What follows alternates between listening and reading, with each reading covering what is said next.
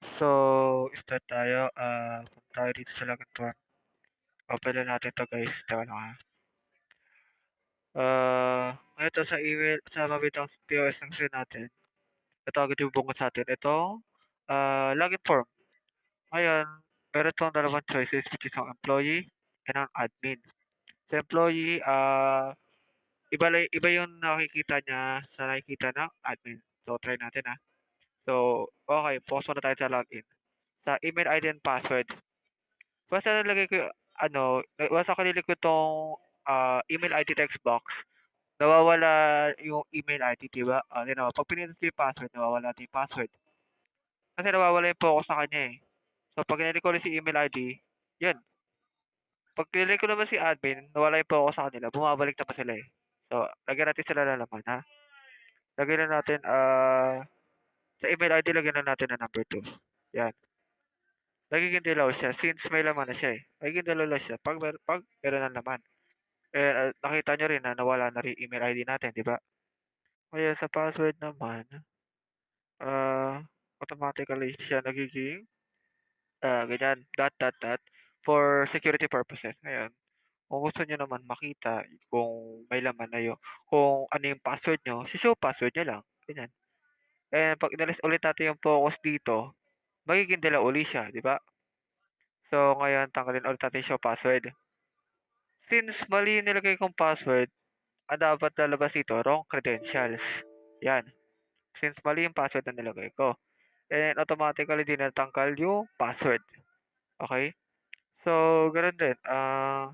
'Pag halimbawa naman wala 'tong laman 'tong email ID natin, 'pag nilik ko sa login, input email ID. So, kailangan natin mag-implement ng email ID.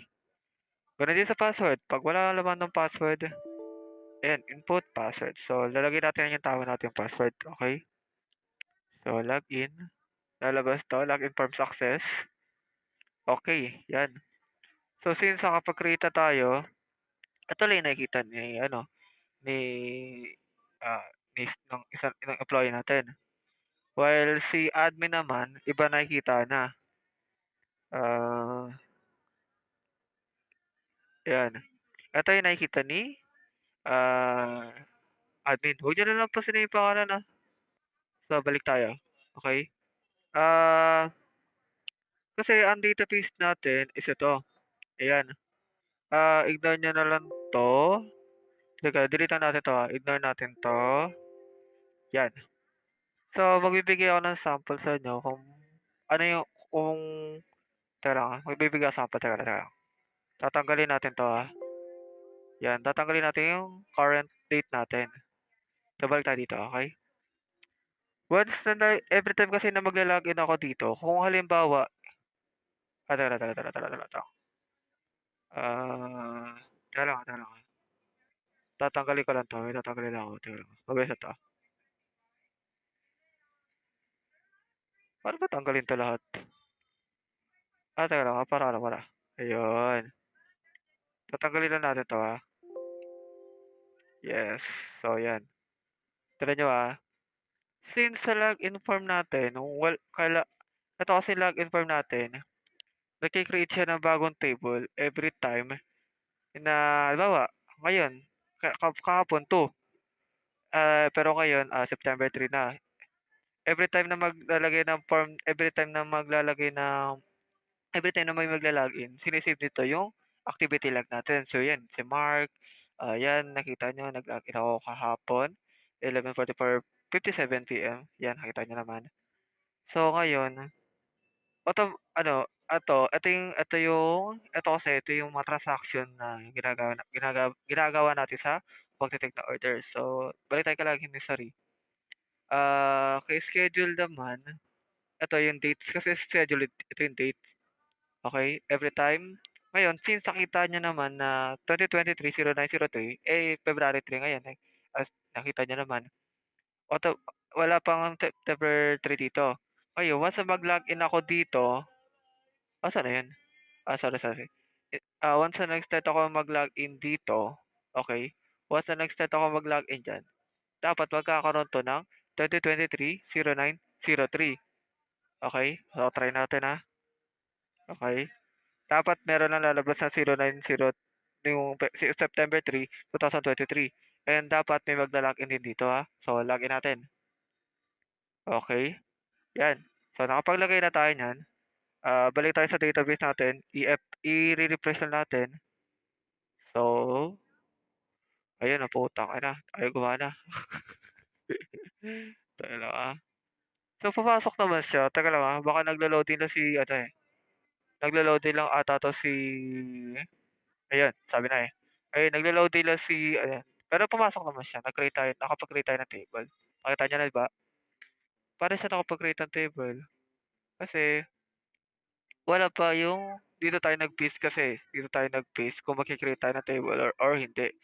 Ngayon, 'pag hindi nag-e-exist yung table, 'pag 'di pa nag-e-exist 'to, pero 'pag nag-exist 'to dito, pero halimbawa, eto 2023-0903, 'pag hindi pa siya nag-e-exist dito sa table, automatically magke-create siya. Pero tignan niyo magke-create ako magla-login ulit ako ng bago. Tignan niyo 'yan.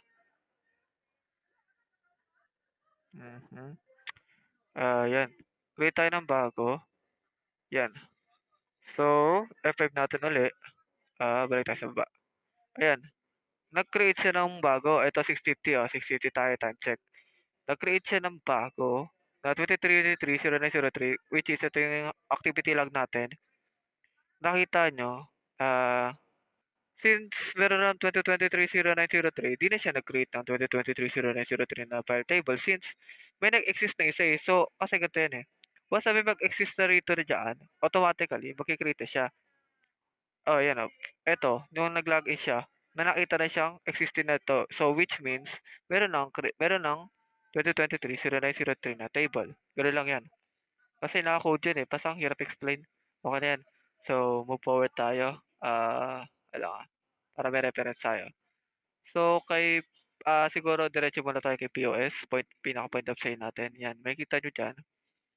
Every time tayo mag-create yan, nakikita nyo yan, di ba? Galing na. Taka na, gawa ko yan eh. Charis lang. Pwede tayong mag-remove item dito actually. Ayan i-remove lang natin to Big Mommy Burger. Yan. Ganyan lang. Tapos dadagdag na lang ulit ang Big Mommy ng mga ganyan, Big Mommy Burger ulit. Yan. Ganyan lang. Actually, pwede mo rin siya magtagal ng multiple dito eh. Tinan nyo. Control, tapos click. Yan, ganyan. So, control click lang. I-remove lang natin yung item. So, yan. Wala na. Lalabas din dito yung price. Oo nga pala, meron pala tayong drinks dito. So, ayan may Coke, miss ko na siya. Wag niyo na ako asarin guys. Okay? So, ito, balik tayo dito. Meron tayong burger tsaka drinks, okay? Pag nag-back tayo, babalik tayo dito sa ano natin, sa employee ano natin dashboard. Balik tayo pag binalik tayo sa POS, nandun pa rin yung data natin. So, di siya nawala, di ba? Ang galing. So, lagay natin si 1,000. Lagay natin siya ng pera. Itong amount. Ito yung amount, ito yung pera ng customer natin. So, nakita nyo, negative 1,319. Sabi, kulang. Kulang pa yan. Yun yung sabihin eh. Kulang siya ng 1,319. So, siguro gawin natin ito 1,500. So, yun napansin nyo, di ba? May lumabas sa pay. Ayan may lumabas sa pay. Kasi, as long as magiging negative tong change natin, hindi lalabas si pay. Tinan nyo O, di ba?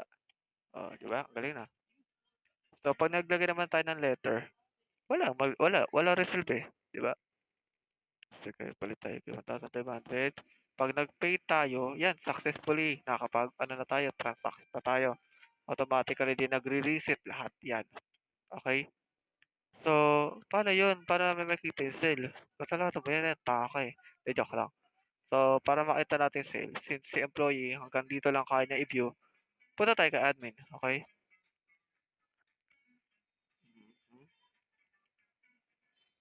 So, yan, okay. Yan, punta tayo kay sales. Yan. Wow! Joke lang. Ito si 2023-09-03. Etong 0 na yan, hindi ko pa siya napoprogram eh. Mamaya tatapusin ko na yan. Basta itong total transaction count, dito lalabas yung transaction, ilan yung mga transaction na naganap. Okay? So, punta tayo kay view. Yan. Ito pa lang kasi, ito isa pa lang. Ito pa lang yung na ito pala yung nag-order sa'tin. This ano, September 3. Ayan natin, punta tayo dito. Yan, tara, refresh na natin, ayan. Ito pala kasi yung nakikita nating transaction. So, 'pag nilagay naman natin si September 2, eto lalabas, which is eto. Wow! Okey, ang galing, siyempre puta ka, eh. So, balik tayo dito, balik tayo dito kay employee. Eto lang nakikita niya, si setting, si register. Pero tingnan natin siya kay admin since parehas na naman sila, eh, mas maganda na kay admin tayo mag-focus, gano'n din naman, eh. Pare-parehas lang naman sila, eh, mga puta ka na diyan. Okey, so balik tayo dito. Okey, sales settings. Hindi ko pa pala naaayos 'to. Teka lang, ayusin natin 'to agad-agad. Ganito. Ayusin natin 'to agad-agad guys. So, para may idea kayo kung paano ko ginagawa 'to, Wala, para ano na lang, parang idea na rin sa inyo, okey? Para ideas na rin, okey, 'yan. So, send to back. Alam ko yung send to back ko rin 'to, eh. Send to back natin 'to, 'yan. Send to back. Uy, ayaw mag-send to back. So picture box pala ano natin, na-click. Teka lang, ayusin natin 'to mabilis.